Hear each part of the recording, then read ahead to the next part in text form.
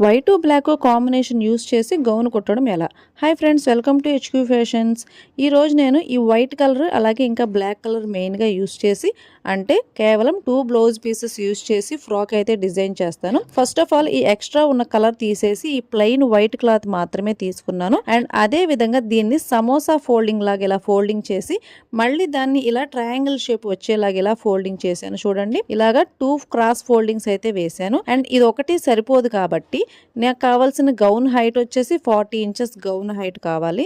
తక్కువ క్లాత్తో పెద్ద గౌన్ కావాలి అంటే దానికోసం కొద్దిగా టైలరింగ్ స్క్రాబ్ని అయితే యూస్ చేస్తున్నాను.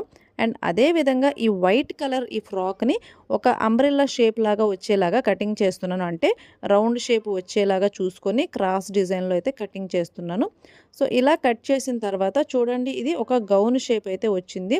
సో దీన్ని అండ్ దీనికి ఈ ఏదైతే టైలరింగ్ స్క్రాబ్స్ ఉన్నాయో వాటిని కలపడానికి నేను ఇలాగ సెంటర్లో ఒక క్రాస్ డిజైన్ వచ్చేలాగా చూసుకొని కటింగ్ చేశాను.